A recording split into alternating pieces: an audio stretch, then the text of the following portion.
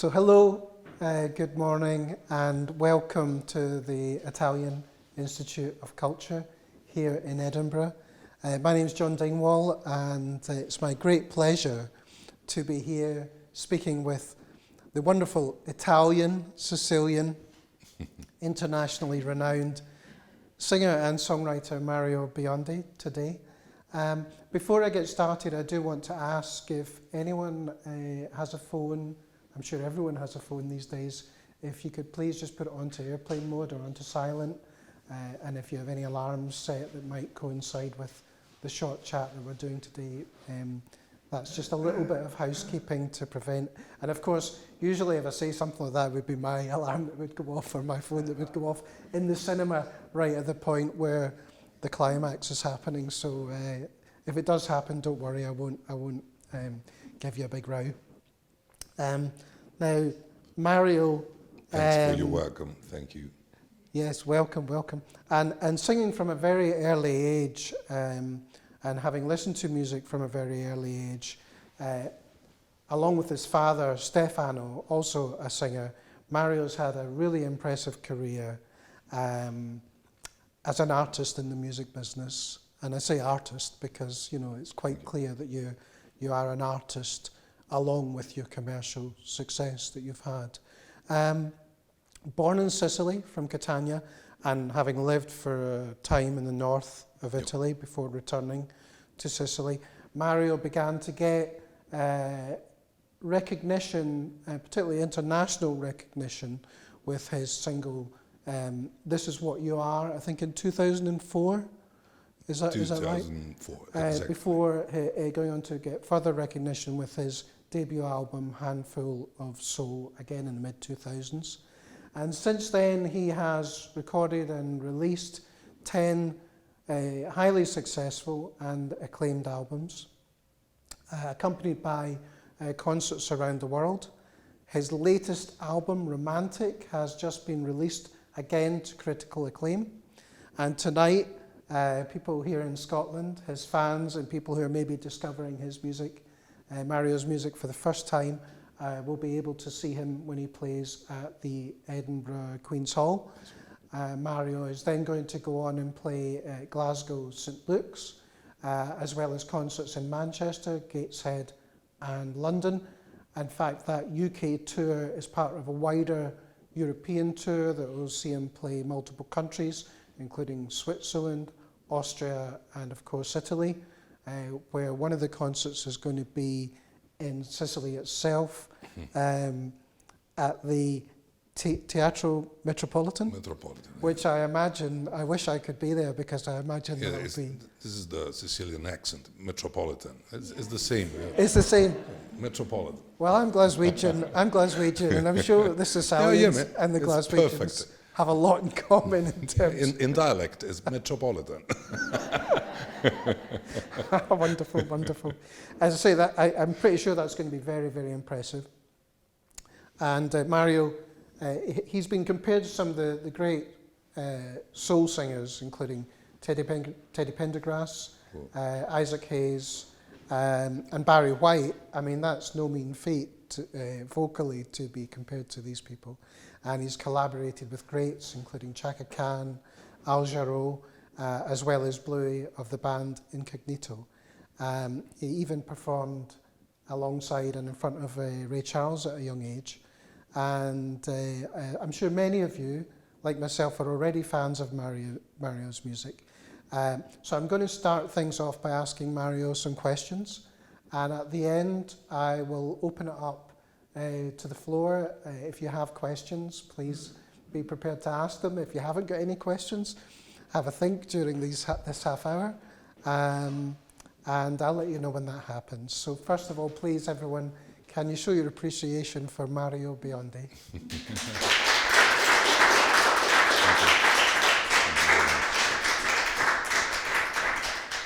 Glad to be here. Thank you very much. Mario, first of all, welcome back to Scotland, and also welcome back to the United Kingdom. As I mentioned earlier, you've got the UK dates that are happening, and including here in Edinburgh, and of course my hometown too, Glasgow. We've faced some extraordinary times lately in the last couple of years where a lot of musicians and artists haven't been able to play live. Yeah. What does it mean for you to be able to get back on the road in the fashion that you're doing? It's back on stage after a couple of years right now. It was understandable to be not able to play with my guys, with the musicians first of all, and to share our music, our love for music with the crowd. You know, it was not easy at all, but you know. I think that my family enjoyed my presence at home, and that was not bad for a couple of years. But now we must have to be on stage again, and we cannot wait to travel all around the world as ever, as always, you know. Mm-hmm. And do you think the reaction to people who have also, as the musicians have been starved of the opportunity to play music, audiences have been starved of the opportunity to go and see and hear music live as well. Do you think that's going to make it very special to get out this time round? Yeah, it's an experience to have the chance to rebirth our career from the beginning, because every time we are on stage, it's a beginning. We don't know really what can happen, and it's great for us to have the chance to restart from UK, you know, give the blessing to us for a new, very special tour.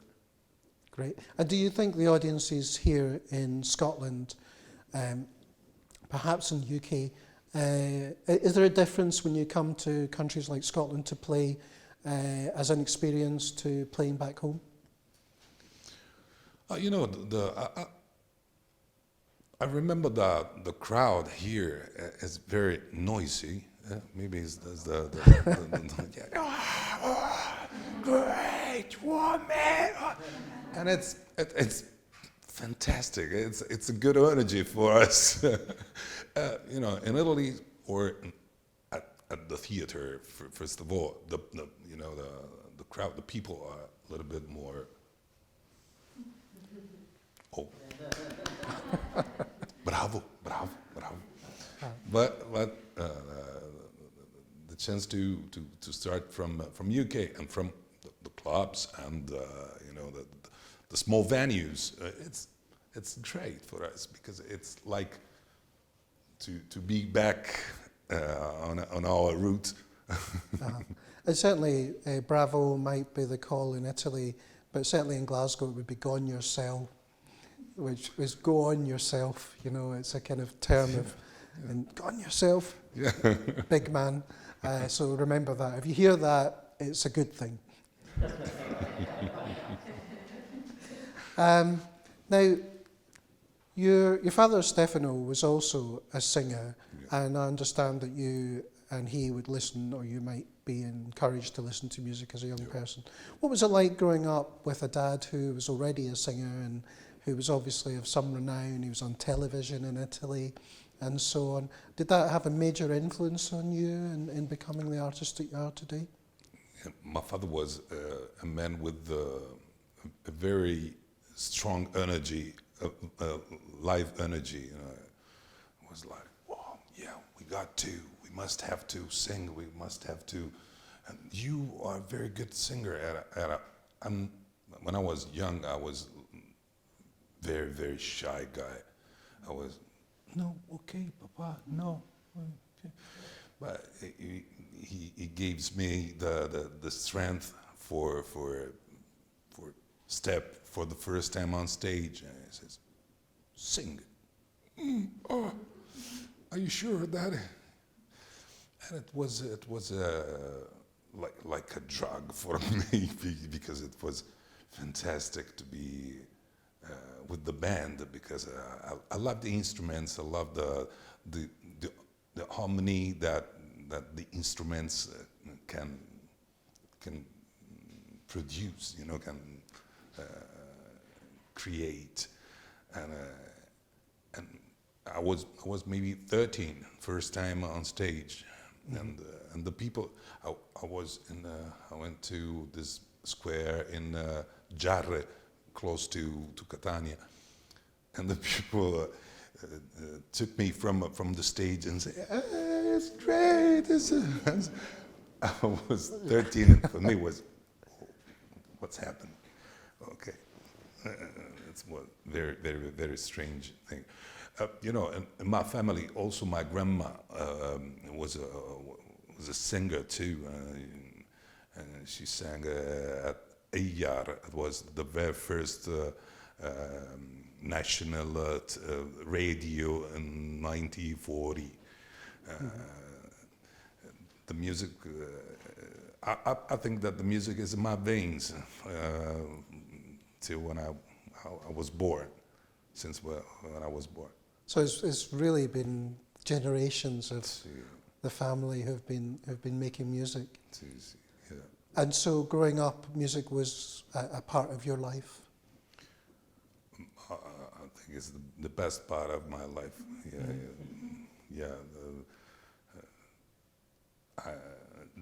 Thanks to the music, thanks to my career, I had the chance to have 9 kids with me. I'm grandpa right now, wow. and it's I think it's a blessing. It's a blessing that music gave me. Mm-hmm. Gave you those opportunities. Yeah. And did you say 9 kids? Yeah. Okay. Kids. Okay. My old is 25. And that's a very Italian family. Yeah, it's very Sicilian Italian family, old style, but it's unexpected from some points, because didn't expect to have at 51 9 kids and one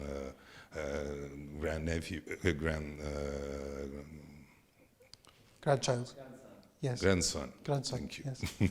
And are any of them showing that they might carry on the tradition of the Biondi singers? Sì, yeah.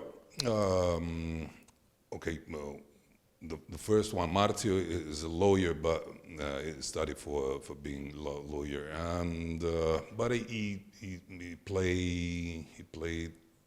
plays drum, guitar, and he's a good singer, but he wants to be like her.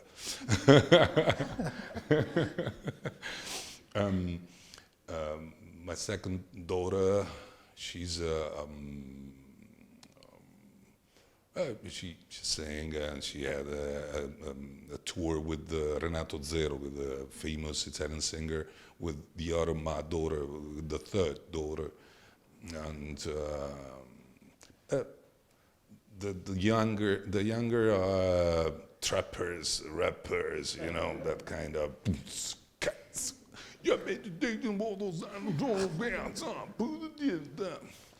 I hope somebody's going to put this out as a bootleg any minute now. Mario Biondi rapping. Maybe.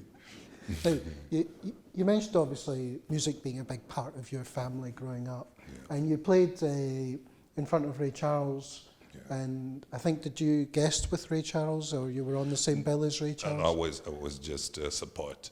I was just I was supporting him. I was 17 years old, and it was from 15 to from 16 to 17, I was told to my father that I would like to stop with the music, because maybe I'm not sure to make music, to have music around in Sicily, all over. But he says, okay, don't worry, take a pause. You decide. It's up to you. You can choose. At 17, I met a piano player that came from Denmark, and says, "Oh, I'm looking for a singer that have a very good repertoire and a good experience of music, international music." And and he says, "Okay, the first thing is that he's got to have the license, the car, and he's." But I was 17, and in Italy, you know, the license you can have at 18. I said, "No, it's okay. I'm okay. I'm an international singer." And I started studying, you know, the international songs like "My Way." I don't know, and I started writing in Italian, you know, and now. It was written like the pronunciations I feel in my ears. And my father came to this place, to Taormina, where I had the chance to support Ray Charles and Franco Califano, Peppino Di Capri, Fred Bongusto, a lot of Italian artists. He went to this place, looking at me, saying, "Are you crazy, man? You told me that you don't want to play music anymore, and you are here in the most beautiful place in Sicily with the biggest artists." Yes, man. Yeah, I like it. And it was by I remember. He says, "But are you sure? Do you want to have this career in your life?" "Si, Papa." "Yes, Daddy." And he looking at me like this way. Said, "Are you sure?" That's it. "Oh, yes, I'm sure." "Okay, if you are sure, you can go on." And did you, I mean, it sounds like you were a little bit of a surly teenager at that point, playing with Ray Charles, did you understand just how exceptional an experience that was? I remember very well the first step of Ray Charles to the stage. I was there because a man accompagnava. Yeah, you accompanied him? Helped him? Accompanied him on stage. And I said, wow. With the trio, with the contrabass, piano, and drums. And I was there for the rehearsal, for the sound check. And it was fantastic. But, you know, sometimes I would love to be there again now to understand, you know. Yes. To really take it in. Yeah. Yeah. Do you think, I mean, clearly you've had a wonderful musical education which has contributed to your artistry.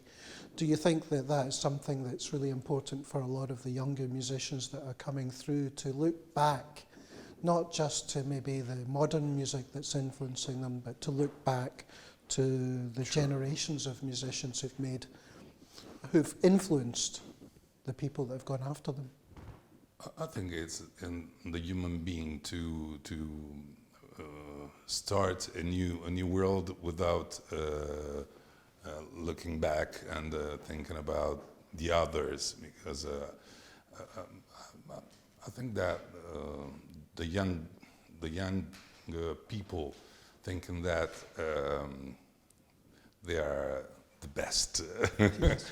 It's okay. I know everything. You know, I'm young, but I'm better than him. But yes, he's got maybe the white hair, but anyway, I'm good enough. But I think it's just a period of life that everybody's got to live in a life.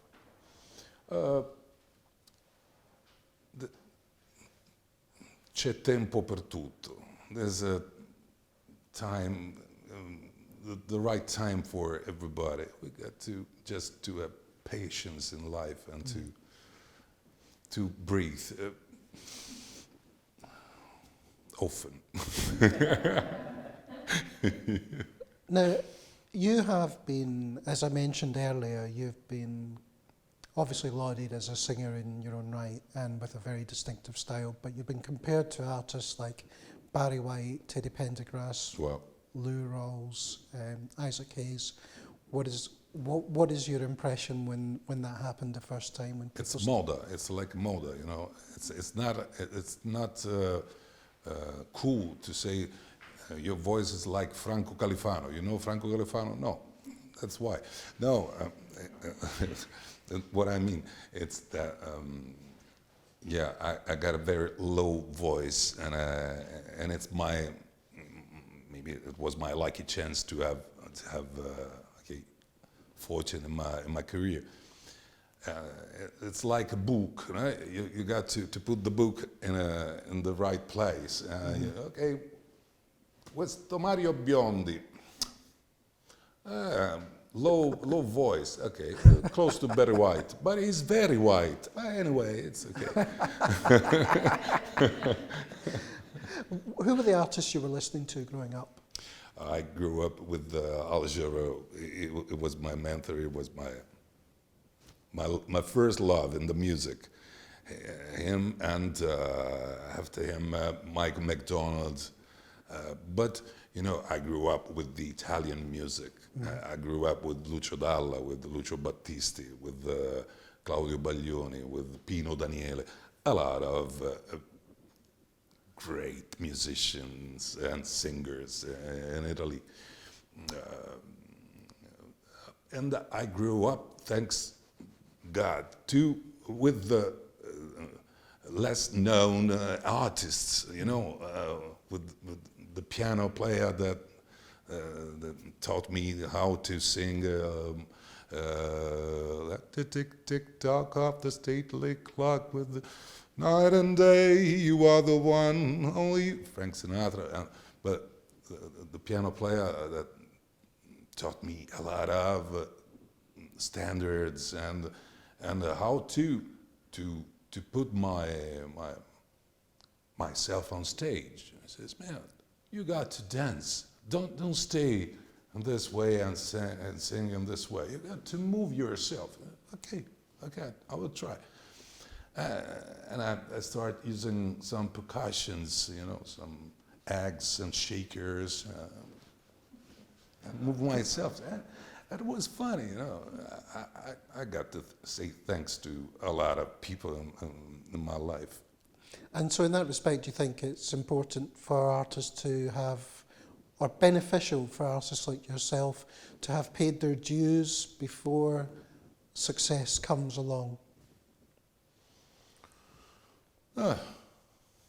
You know the term paid your dues, to have had those kind of experiences rather than instant success. I know what do you mean. You know, I think that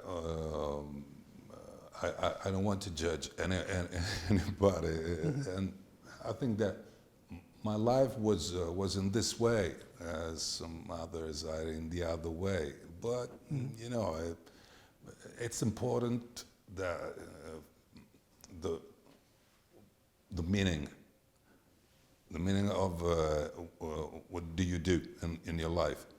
Why you would like to be a singer? Because I love music, or because I love money. Okay, maybe it's better to change. Now this is what you are. Back in 2004, was released in Japan. Yeah, the first. But in actual fact, it kind of opened the door to international success for you, thanks to one British or UK DJ. Yep. For those who don't know, can you tell us a little bit about that?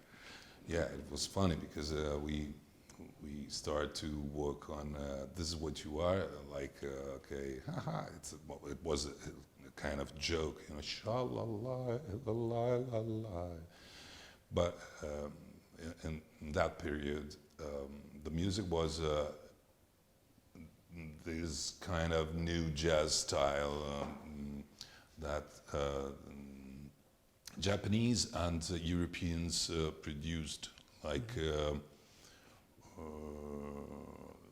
Saint-Germain Yes. in France, like Coupe, a lot of productions in this way.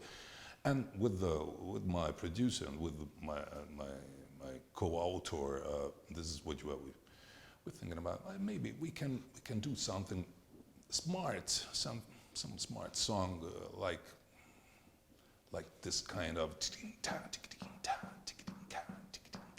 It's funny. It's like dance, you know, something like that.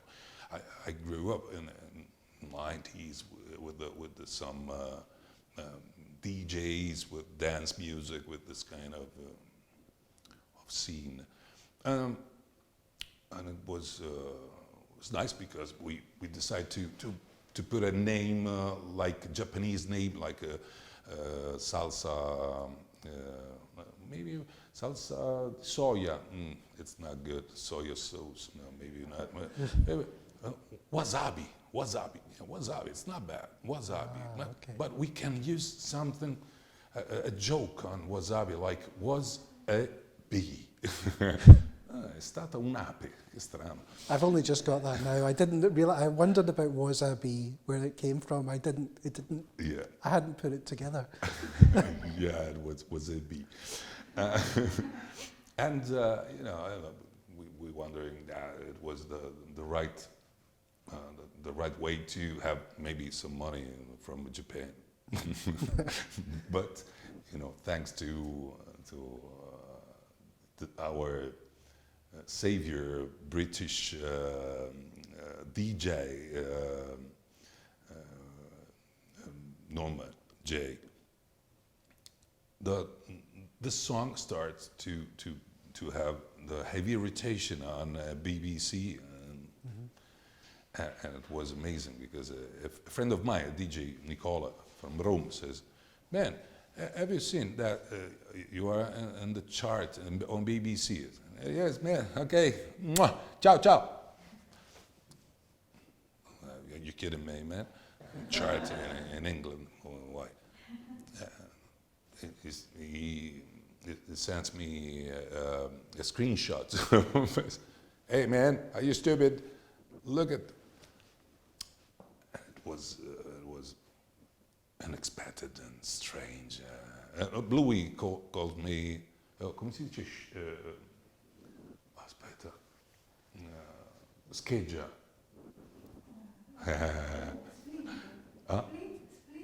Splint. Scheggia. Bluey says, you are scheggia impazzita. Splint. Tree. Okay. Anyway, I got the translator right now. And you know, after that, we can see This Is What You Are coming up from this chart, and from BBC, he starts asking, who is the singer on this project? Who is the singer of Was It Be? And my producer says, you would like to tell them? Yes, ma'am. My name is Mario Biondi. And they start to remove, little by little, this Was A Bee. And Was A Bee became Mario Biondi again. That's a good thing, definitely. Yeah. So obviously many acclaimed albums followed.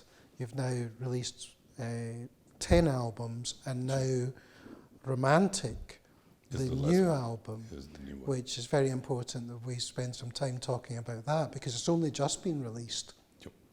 And I understand that one of the concepts behind the album was romance from the point of view of not just your partner, but other family members and so on and so forth. I wondered if you could tell me a little bit about how this album came together, because we'll come on to maybe talk about some of the people that you've worked with on it as well.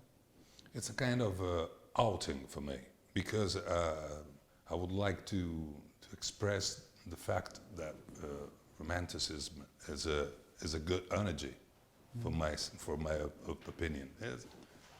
It's good to dream that you can solve the problems in an easy way, you know, and you can think that I'm Aquarius. First of all, I would like to say I'm Aquarius. This is the dawning of Aquarius, and I think that we are all brothers, and I'm sure of it. Okay, sometimes you can find a bad brother, but it's life.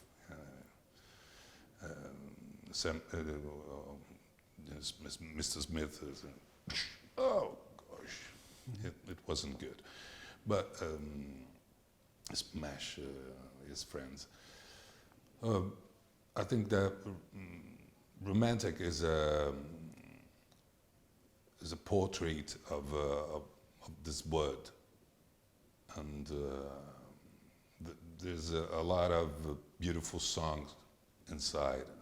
The first one is The Creator Has a Master Plan. Yes. It introduced the concept, I think, in a good way, because thanks to this song, you can think about that. There was a time where peace was on the earth, and joy and happiness did reign, and each man knew his worth.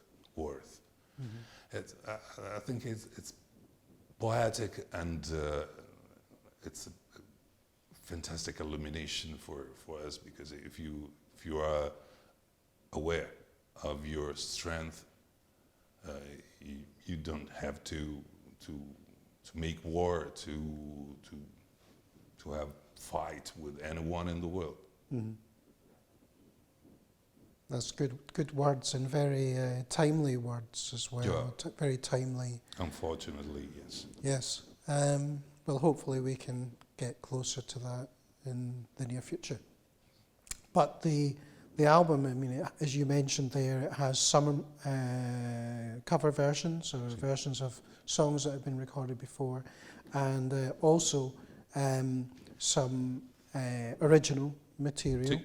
In fact, you sing in English, in Italian, and Neapolitan, and Sicilian. Truly international. Yeah, the most international is the Sicilian one, isn't it? Yeah, you know, and this concept, I had the chance to put my father's song, is Tu Malattia. He wrote it in very early 80s, and was and the song wins a new festival of Sicilian songs with Beppo Baudo. You know, and the song it changed my life, and my father's life for sure. Thanks to my manager, the song is in this project, because he says, "Man, you sing in Italian, you sing in English, you sing in Spanish, Portuguese, Napolitan, and you don't sing in your mother tongue. Okay, I would like to. I would like to try." And that must have been quite a wonderful kind of feeling, to be recording that song with it having been your father's song. Not easy to explain. I lost my father when I was 25, and it is a very, very bad loss made for us. And every time I got the chance to nominate him, it's like a gift for him of love every day. And on Romantic, I had the chance to put another gift for him with his name, with the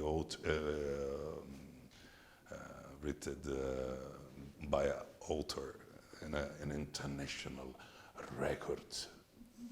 You know, it's great.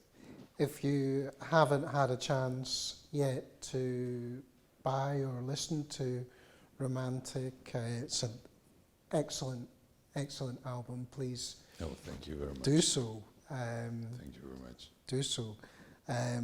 Your father would be very proud if he were here today to see what you've achieved in your career. I would like to do the best for that. Mario, I'm going to say thank you very much, but before we finish off today, I'd like to ask a few members of the audience if they have any questions that they would like to ask you. They might be better questions than the ones that I've asked. So I'll have to kind of hold my breath. I'll have to try and pick people who don't look too clever. Mario, first of all, it's been a pleasure. But if you do have any questions, we maybe got time for one or two. Please just raise your hand, and if you could speak as clearly as possible. Yes. I'd just like to see, do you write your own material ever? Do you write your material? New songs, you know, you're obviously doing some beautiful songs. Thank you. Is there anything that you yourself compose and then sing? Yeah. Not all of my songs are written by me, but almost all. Okay, thank you. Yeah, I was wondering, what age did you develop such a low voice? I remember Leonard Cohen started Wow. with a high voice and then in the late 40s. I love Leonard Cohen, man. Yeah. What happened to you? That's a good question. Oh, for being bass. My doctor says that my chords are very, very long and strong, and the muscle. He says it's your nature, but you know, it's not easy to discover your nature. It was a very long journey, and thanks to air condition,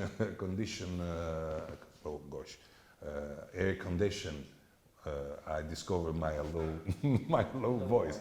Yeah, I was in a ship, and the air conditioner was like minus 15. I don't know, something like that, you know. And I was cold, and I was, but I had to sing because it was the end of the year, and okay, we must have to have the concert. But I have no voice right now. I don't know how to sing, and I was wondering, maybe I got to sing in this way. Why not? And I started singing very, very low. I started singing a Simply Red song. Holding back the years, holding back the years, thinking of the fear I've had so long. It works. It's not bad.